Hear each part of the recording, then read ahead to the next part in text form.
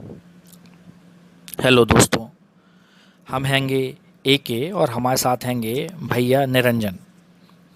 सरकार ने एक बड़ो फैसला लाओ हैगो कि चीन से भारतीय कंपनियों की सुरक्षा के लाने एफडीआई के नियम सख्त कर दे हैंगे।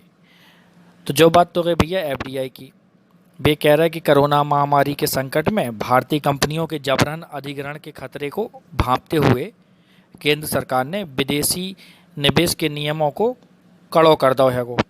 जो बात तो हमें चलो उनकी समझ में आ रही है कि उनने कर दो हैगो, लेकिन जो उनने काय करो। और सबसे पहली बात हम निरंजन जी से समझेंगे कि व्हाट इज एफडीआई, जो एफडीआई का होता है वो। ठीक है, क्योंकि भाई हम लोग तो हैं देहाती लोग, तो हम लोग निरंजन जी से एफडीआई को समझने की पूरी कोशिश करते हैं कि व्हाट इज एफडीआई या क्या होता है एफडीआई। निरंजन जी देखो भाई, एके एफडीआई का मतलब होता है फॉरेन डायरेक्ट इन्वेस्टमेंट। खैर आपने बहुत अच्छी बुंदेलखंडी बोली एके, उसके लिए आपको बधाई। अगर आसान शब्दों में कहें तो प्रत्यक्ष विदेशी निवेश, यानी विदेश की कोई कंपनी भारत की किसी कंपनी में सीधे पैसे लगा दे। इसको आप समझ सकते हो कि जैसा भी कुछ दिनों पहले वॉलमार्ट ने किया था कि फ्लिपकार्ट में उन्होंने पैसा लगाया था, तो ये एक सीधा विदेशी निवेश है। भारत में कई ऐसे सेक्टर हैं जिनमें विदेशी कंपनियां भारत में पैसा नहीं लगा सकती हैं, क्योंकि सरकार कुछ सेक्टरों की सुरक्षा के मद्देनज़र ये काम करती है। तो एफडीआई का मतलब क्या होता है? Foreign direct investment. आपको समझ में आ गया होगा।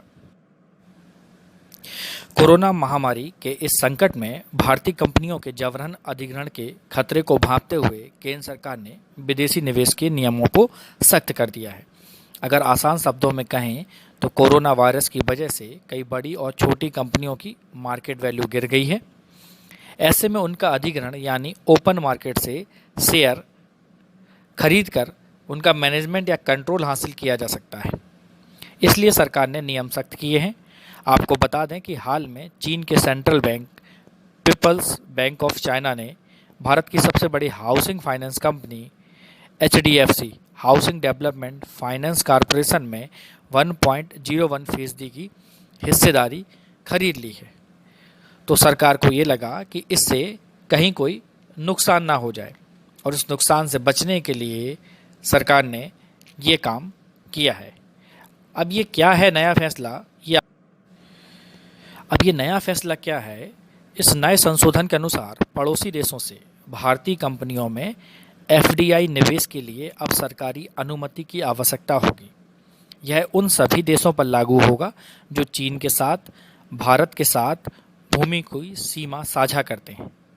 आपको बता दें, इसी तरह के एफडीआई प्रतिबंध पहले पाकिस्तान और बांग्लादेश पर भी लगाए गए थे।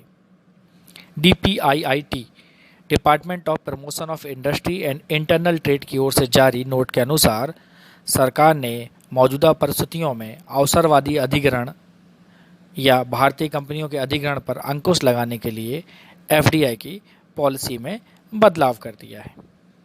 अब चीन समेत सभी पड़ोसी देशों को भारत में निवेश के लिए भारत की सरकार से मंजूरी लेनी होगी, और कंपनियों के मैनेजमेंट कंट्रोल पर भी इससे असर पड़ेगा।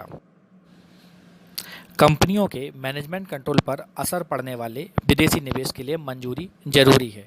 अगर सरकार की ओर से तय कर दिया जाता है कि किसी सेक्टर में एफडीआई की सीमा कितनी होगी, तो विदेश की कोई कंपनी सीधे भारत की किसी कंपनी या किसी सेक्टर में पैसे लगा सकती है।